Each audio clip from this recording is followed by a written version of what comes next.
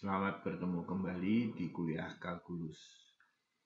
Pada slide yang lalu, kita mencari fungsi nilai maksimum atau minimum suatu fungsi hanya dengan menduga letak dari titik-titik ekstrim tersebut, yaitu di ujung, di tengah, ataupun kalau di tengah ada dua kemungkinan, punya turunan atau tidak. Nah, sekarang kita ingin menyelidiki suatu fungsi dengan lebih lengkap, ya, yaitu tentang naik atau dan juga melengkungnya.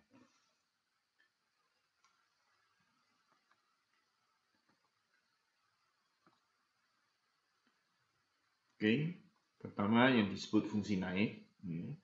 Jadi kita selalu berasumsi bergeraknya ke kanan. Suatu fungsi disebut naik kalau nilai fungsinya makin lama makin besar. Jadi secara jabarnya fungsi f itu disebut naik kalau saya punya dua buah titik, yang satu tentu yang lebih kecil dari yang lain, maka nilai fungsi yang untuk x kecil ya nilainya lebih kecil. Jadi di sini Anda lihat adanya mengawetkan urutan. Kalau dia lebih kecil, di sini juga lebih kecil. Sedangkan untuk fungsi turun, yang sekali lagi bergerak ke kanan, nilai fungsinya makin lama makin turun. Disebut turun kalau kita bandingkan dua titik, ya sembarang ini sebetulnya dimanapun juga, nilai turunannya, nilai fungsinya adalah terbalik, ya, yang kecil nilainya besar, yang besar nilainya kecil. Nah, yang disebut dengan monoton keras itu kalau fungsi tersebut naik atau turun, ya, fungsi f disebut monoton keras. Nah, kita tadi sudah melihat pada saat kita belajar mengenai limit pada saat permulaan, jadi bahwa nilai turunan itu dapat dihitung dengan menggunakan hasil bagi ini, ya, dengan hanya limitnya h menuju 0. Khususnya kalau hanya positif, maka c plus h itu lebih besar dari c. Jadi kalau f-nya naik seperti di sini, nilai di atas ini positif, jadi secara keseluruhan positif. Limitnya kalau ini suatu nilai positif, kalau diambil limitnya, dia makin lama menuju ke sesuatu nilai tertentu. Ya. Jadi Anda lihat ini nilainya berada di sini, ya tentu paling sial itu adalah jatuhnya di titik 0 ini. Tetapi umumnya bisa saja jatuh di titik yang nilainya positif. Nah, jadi kalau f-nya naik, maka limit dari ini positif, maka Anda lihat bahwa garis singgungnya itu seperti ini, ya, gradiennya positif. Nah, tetapi kita lihat sekarang kalau nilai turunannya positif semua, nah, berarti kan bisa saja 0, ya, di sini. Jadi di sini tetap fungsi naik, tapi nilai turunan ya jatuh di 0. Sedangkan di sini turun kelihatan negatif, garis singgungnya seperti itu. Yang merah ini adalah grafik dari turunannya. Ya, kalau ini naik, dia ada di atas positif sampai di sini positif, mulai turun, turunannya negatif. Dan kemudian ini naik lagi, maka nilai turunannya positif. Oke. Nah, sekarang sebaliknya.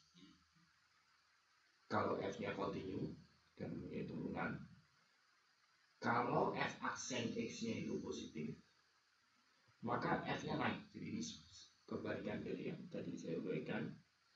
Demikian pula kalau negatif, maka f-nya turun. Jadi nanti kita bisa melihat fungsi naik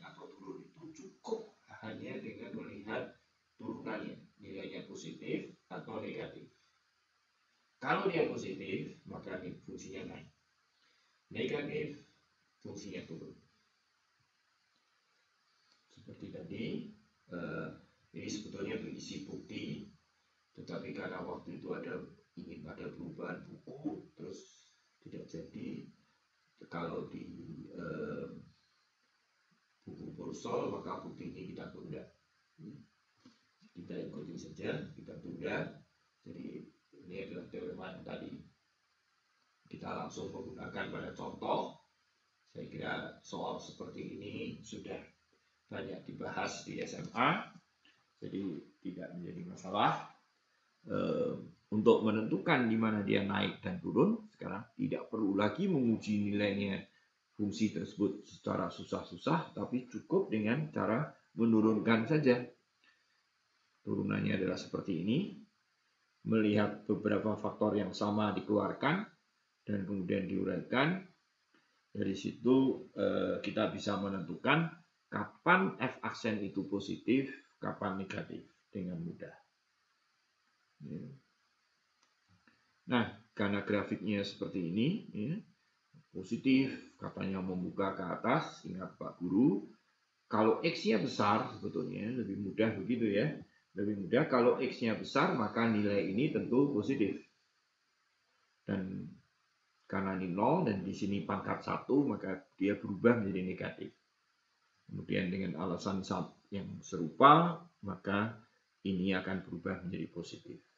Jadi dari sini kita bisa melihat bahwa nilai turunan fungsi itu akan positif jika X-nya lebih kecil 1 dan nilai turunannya positif itu lebih besar. Nilai turunannya negatif jika X-nya berada di antara min 1 dan 2.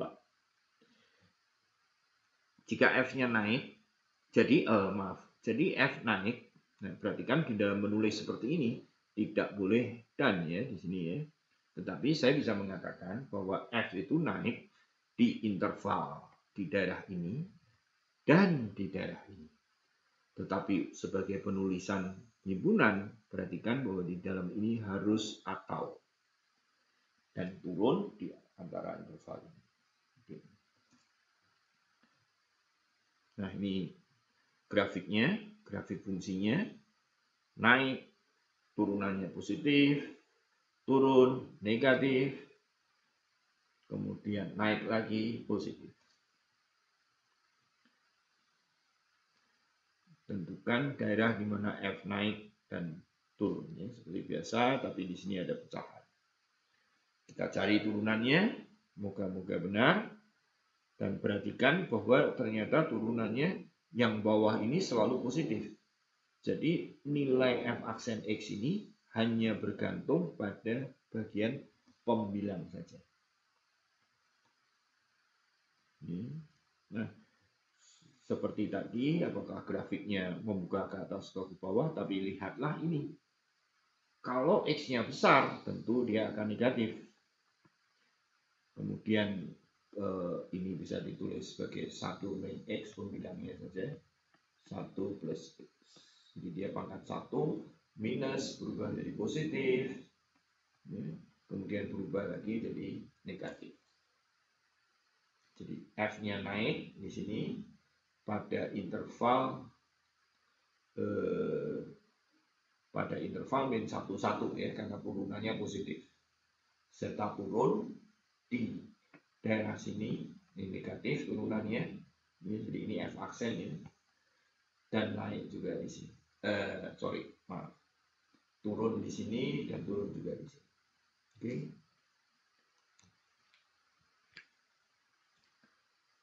Nah, grafiknya adalah fungsinya mungkin lebih mudah turunannya ya. Jadi turunannya adalah negatif tadi, negatif, positif, dan ini grafik turunan benarnya ya. Kalau tadi kita dalam menganalisa positif negatif hanya pembilangnya saja. Nah, fungsinya seperti ini. Kalau X-nya besar, tentu dia menuju 0, jadi dari daerah 0, karena dia negatif dia harus turun terus positif naik sampai di sini, kemudian gerak turunannya negatif lagi, maka dia akan turun. Nah, ada kasus di mana fungsinya naik, tapi wiggle itu agak sulit dilihat apakah dia naik atau turun. Jadi seperti ini grafiknya. Apakah di sini ada turun ini? Apakah dia betul-betul naik semua? Ya, jadi agak sulit untuk mengatakan itu. Oleh karena itu perlu lebih dari sekedar turunan pertama. Dalam hal ini kita akan melakukan pada turunan kedua. Ya, jadi perhatikan bahwa kasus ini kalau F-nya jadi turunan pertamanya increasing, itu akan kita sebut sebagai konkav ke atas, ya, konkav ke atas.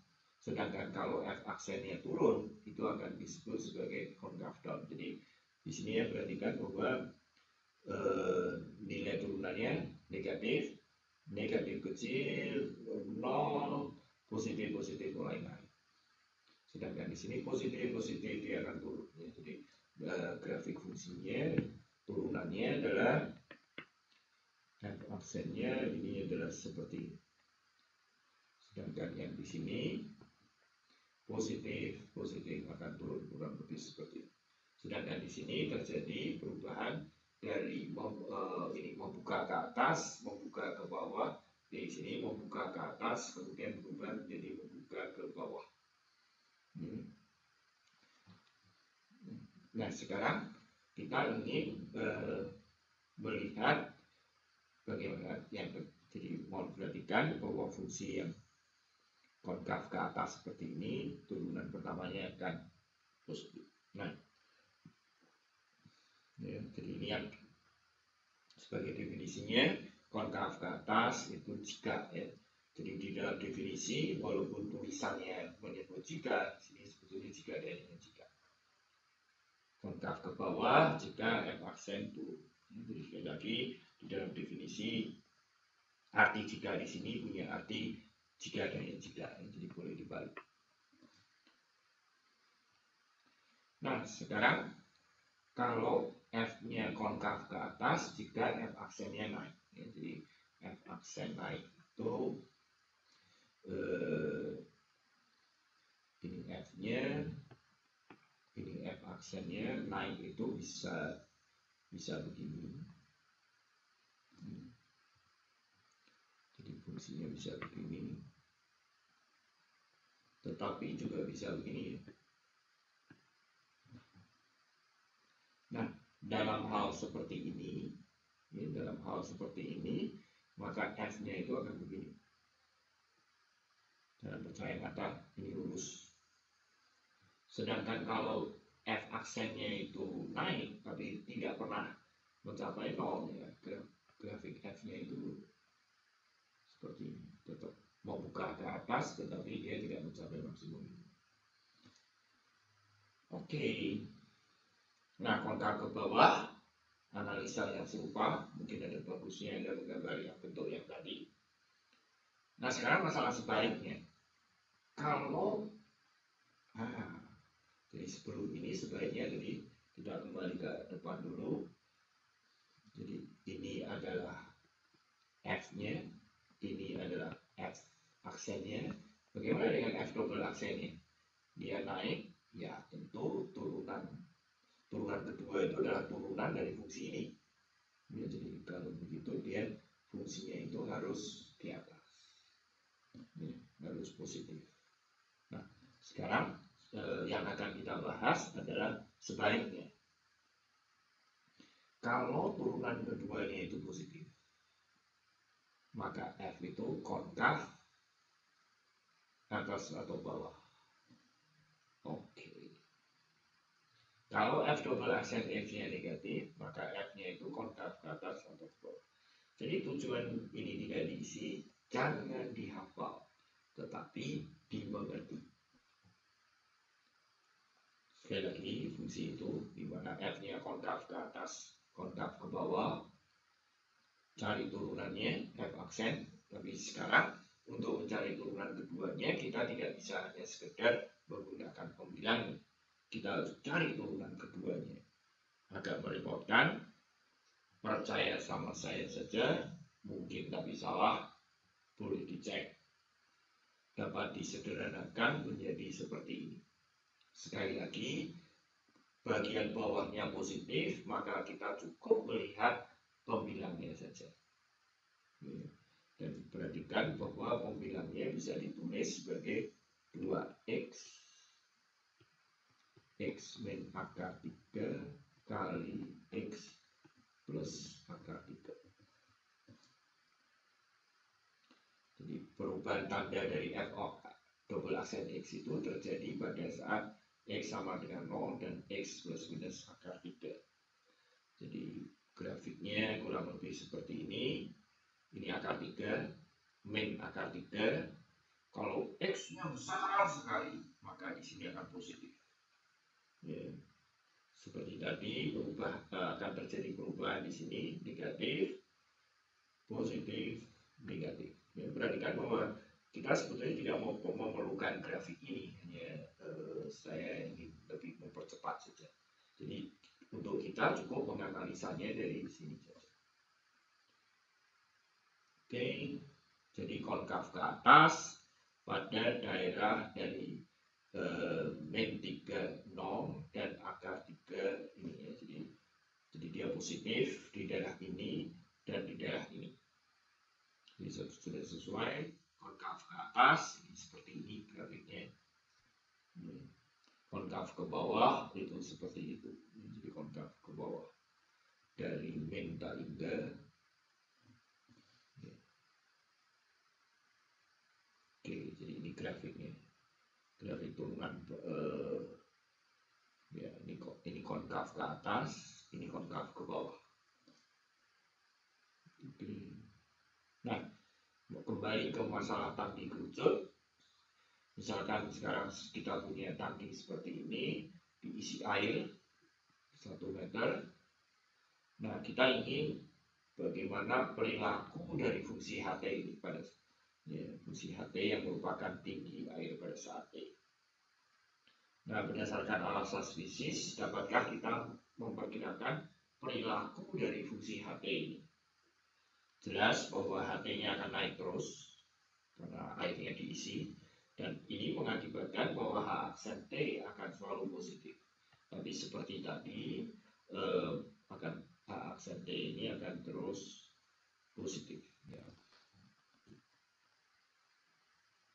Tetapi setelah cukup tinggi, ya, HT itu naiknya akan berbeda. Kalau di sini akan cepat sekali, sedangkan di sini lebih lambat.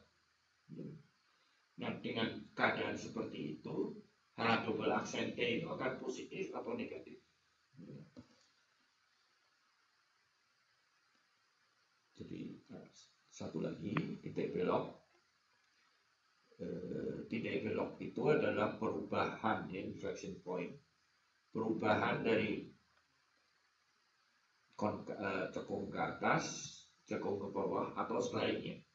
Seperti dulu, dari atas dari membuka ke atas buka bawah, melewati titik 0, bisa lewat titik 0, tapi ini bisa terjadi ada perubahan tapi tidak punya turunan. Ya, demikian pula di sini. Jadi ini yang disebut sebagai inflection point. Ya, titik belok adalah perubahan konkav ke atas atau ke bawah atau sebaliknya. Titik belok adalah perubahan nilai F aksen positif dari ke negatif atau sebaliknya.